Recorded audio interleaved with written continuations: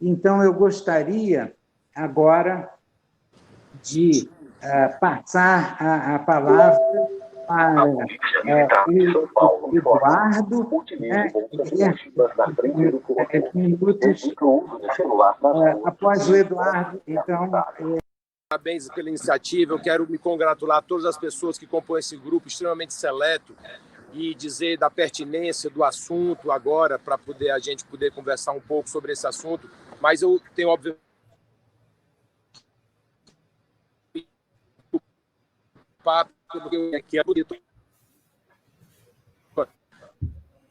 mas, enfim, só para poder me desculpar com todos. Mas eu não pude escutar, embaixador, qual foi exatamente a pergunta, porque na hora que o totem da Polícia Militar veio com um anúncio.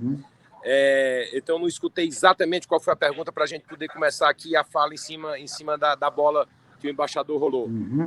Bom, na verdade, a primeira pergunta que Humberto formulou foi se podemos já considerar Biden como presidente dos Estados Unidos, uma vez que há essa questão da judicialização, né, do resultado do pleito, né? Essa foi a pergunta inicial. E a outra pergunta foi o papel da Kamala também, digamos, no mandato do presidente Biden, né? Entendi. Bom, então eu vou aproveitar, vou começar a falar então um pouco em cima dessa questão da eleição. Só lembrando o seguinte, eu tenho uma percepção muito clara que, assim como alguns historiadores nos colocam que as duas grandes guerras mundiais, na verdade, fazem parte de uma única grande guerra, com um período, obviamente, de recesso entre elas, entendo eu que essa eleição agora do ano de 2020 nada mais é, na história da democracia americana, do que a segunda etapa da eleição de 2016. Naquela eleição de 2016, a gente teve o país inteiro mobilizado em duas grandes frentes, como assim sempre o é, né? Mas a gente teve uma liderança que foi a primeira pessoa na história norte-americana a virar presidente daquele país sem nunca ter ocupado nenhum cargo público. Antes dele, antes de Donald Trump, tinha havido apenas Dwight Eisenhower. Eisenhower nunca tinha ocupado nenhum cargo público que fosse civil, mas obviamente tinha sido o comandante supremo das forças aliadas da Segunda Guerra Mundial. Então, que se comparasse do ponto de vista de neófito na política, só Eisenhower. Então, o Trump começa ali em 2016, ele disputa a candidatura do Partido Republicano com outros 16 atores, entre governadores, ex-governadores, senadores, ele derrota todos e assume o Partido Republicano. Então, depois, como candidato, ele derrota efetivamente toda a força do governo federal, né? Derrota o presidente no plantão, o presidente de plantão na época, que hoje o presidente de plantão é ele, mas o presidente na época, que era Obama, derrota o que o Bernie Sanders chamava de a maior estrutura político-partidária do mundo, que era a estrutura dos Clinton. Então, efetivamente, aquele ano de 2016 foi um ano muito marcante na história americana, né? Foi um ano de disrupção muito grande que aconteceu efetivamente na história americana, com a onda já pelo Brexit, né, e uma série de outros fatores.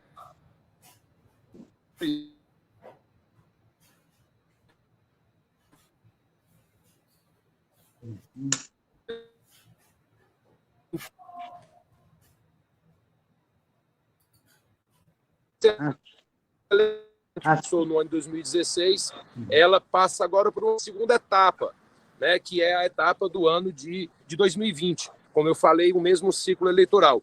E eu estou me referindo que ela é muito de uma segunda etapa, porque o que eu entendo que a gente está vivendo agora, embaixador, meu caro Jaime, Humberto e todos que estão aqui conosco, já é o início da eleição de 2024. A Polícia Militar de novo. Já é o início da eleição de 2024.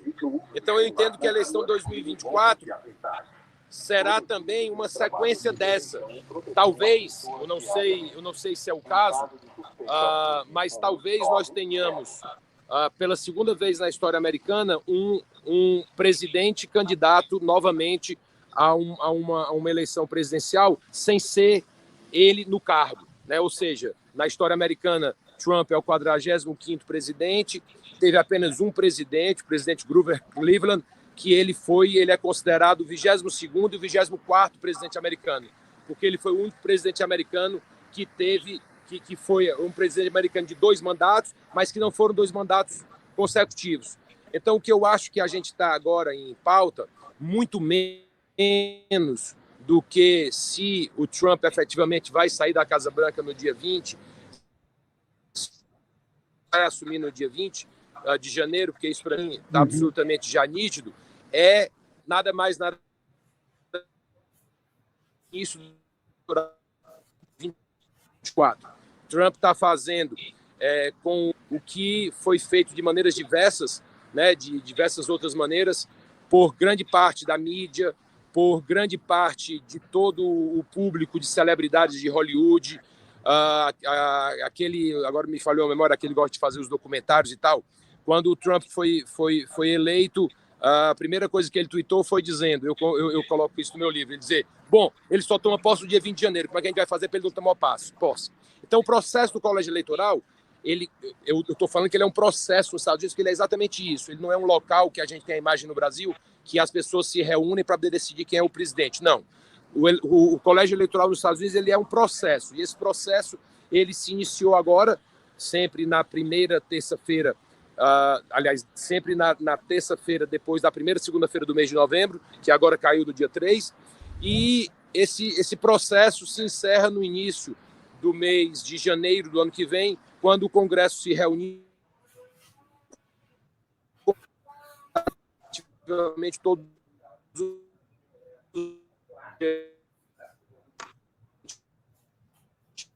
terceiro sucesso, ele vai, obviamente, tentar fazer com que esse processo seja o processo mais desgastante para o presidente Joe Biden, assim como para ele o foi. Me lembro da liderança do Partido Democrata, que faleceu agora há pouco, que era um grande amigo de Martin Luther King, o John Lewis. O John Lewis, na véspera da campanha, da véspera da eleição, na véspera do dia que da posse do Trump, 20 de janeiro de 2017, a imprensa veio ele dizendo que o Trump não era um presidente legitimamente eleito, né, e que ele não iria participar da posse do Trump, que o Trump não era um presidente legitimamente eleito. Então, da mesma maneira que corre o risco, que corre o pau, corre o machado, perdão pelo linguajar. Então, o que ele está fazendo, no meu entender, resumindo, é nada mais, nada menos, colocando os passos da campanha de 2024, que Trump foi o presidente eleito com a idade mais avançada na história americana. O presidente eleito que ficou no poder com a idade mais avançada foi o Reagan, que ficou os 8 anos. Se o Trump ficasse os 8 anos, agora seria ele. Biden se torna o presidente com a idade mais avançada a ser eleito.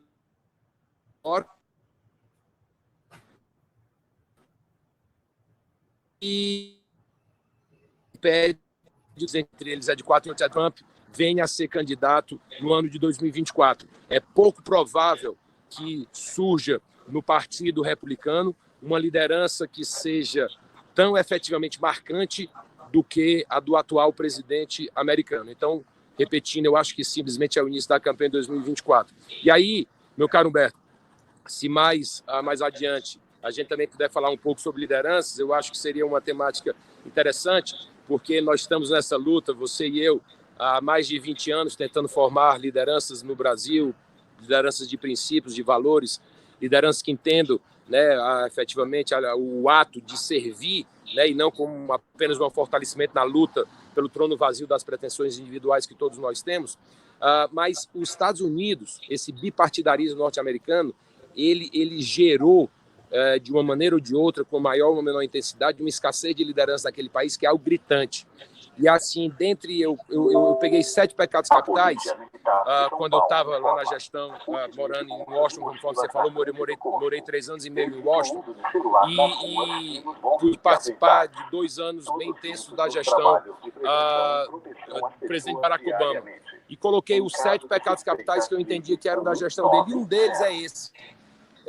O presidente eleito com uma idade nova, 47 anos de idade, uma criança, e não gerou nenhum líder novo para o Brasil, para o país, né? Para o país, no caso aí, os Estados Unidos. O Partido Republicano padece dessa e desde 1860, com a eleição de Lincoln, todos os presidentes americanos que foram eleitos, ou eles são democratas ou são republicanos. Então, esse bipartidarismo, a segunda fase que os Estados Unidos viveu, o bipartidarismo, que vem de 1860 para cá, tem padecido de várias coisas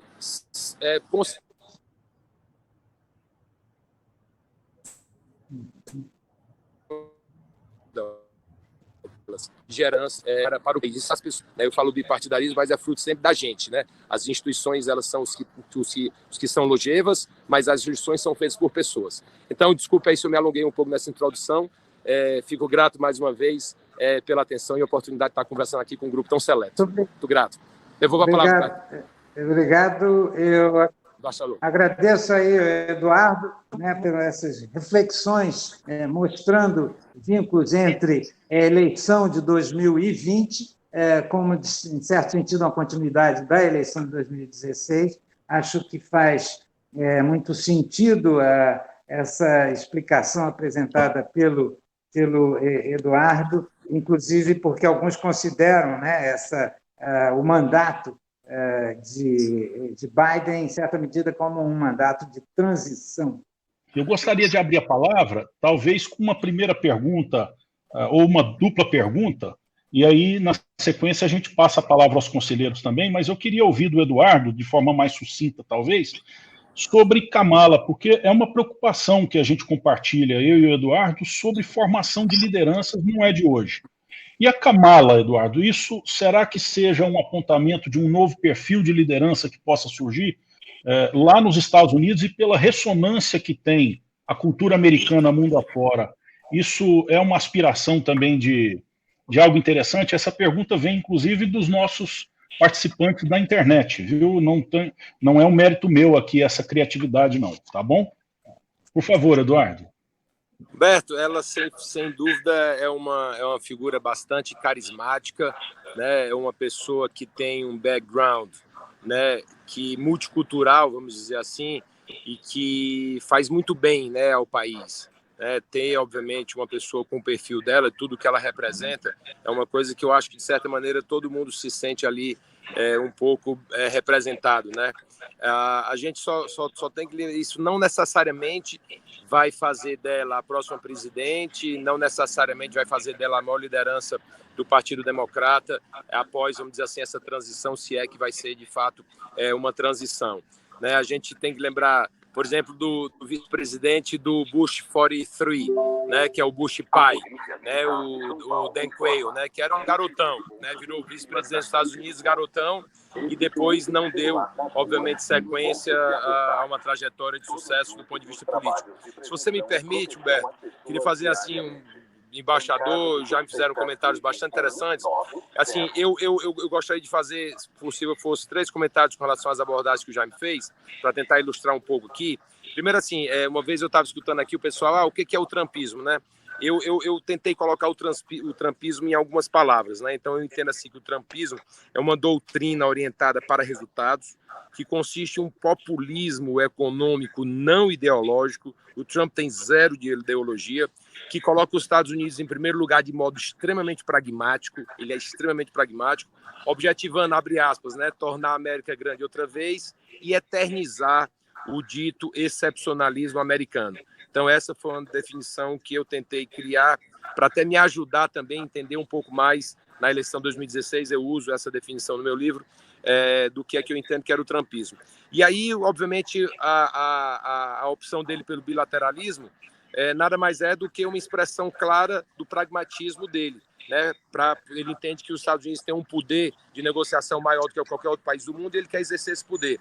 E aí eu encerro, devolvo a bola, só fazendo um outro comentário sobre também o que o Jaime falou, a questão do voto popular. Você tem, obviamente,